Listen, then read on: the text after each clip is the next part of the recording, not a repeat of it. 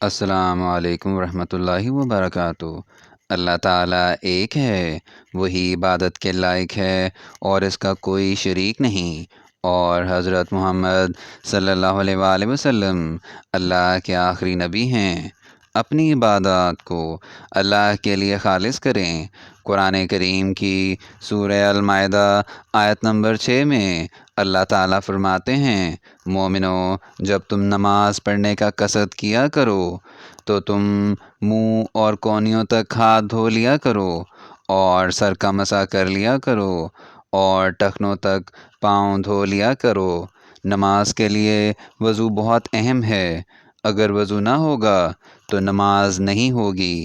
وضو سے پہلے اگر مسواک کر لی جائے تو بہت بہتر ہے۔ وضو کا طریقہ: سب سے پہلے بسم اللہ الرحمن الرحیم پڑھ کر دونوں ہاتھوں کو اچھی طرح دھو لیں۔ اچھی طرح ہاتھ دھونے کے بعد پہلے 3 بار کلی کریں، پھر 3 بار ناک میں پانی چڑھائیں، مطلب 3 بار ناک صاف کرنا ہے اور ناک صاف کرتے وقت بائیں ہاتھ کا استعمال کرنا ہے۔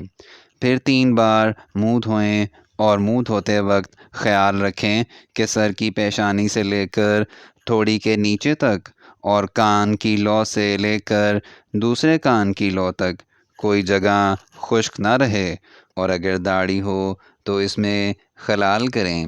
داڑھی میں خلال سے مراد اپنی ہاتھوں کی انگلیوں کو داڑھی میں پھیریں تاکہ تمام بال تر ہو جائیں۔ پھر 3 بار دونوں بازو کونیوں سمیت دھوئیں، اس طرح کہ پہلے دایاں بازو اور پھر بایاں بازو۔ پھر اپنے دونوں ہاتھوں سے 1/4 سر کا اور گردن کا مسح کریں۔ پھر دونوں پاؤں ٹخنوں سمیت دھوئیں اور انگلیوں کا خلال کریں۔ پہلے دایاں اور پھر بایاں پاؤں دھوئیں۔ یاد رکھیں، وضو اس ترتیب سے کریں، اور وضو کرتے وقت اس بات کا خیال رکھیں کہ وضو پے در پہ کریں، یعنی اتنا وقت نہ لگائیں کہ ایک عضو دھوتے ہوئے دوسرا خشک ہو جائے۔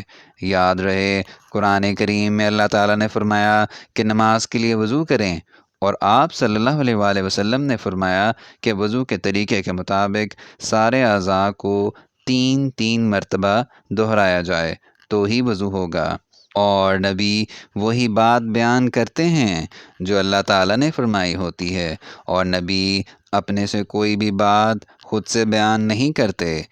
اسی لیے آپ صلی اللہ علیہ وآلہ وسلم کے طریقے کے مطابق وضو کے تمام طریقے کو 3 مرتبہ دہرانا ہوگا، جیسا کہ اللہ تعالیٰ قرآن کریم کی سورہ المائدہ کی آیت نمبر 6 میں فرماتے ہیں، اللہ تعالیٰ تم پر کسی طرح کی تنگی نہیں کرنا چاہتا، بلکہ یہ چاہتا ہے کہ تمہیں پاک کرے اور اپنی نعمتیں تم پر پوری کرے تاکہ تم شکر کرو۔ اس کا مطلب یہ ہے کہ اگر ہر وقت انسان باوضو رہے تو اللہ تعالیٰ اس پر رزق کی فراوانی فرما دیتے ہیں اور تمام کام اس کے لیے آسان ہو جاتے ہیں۔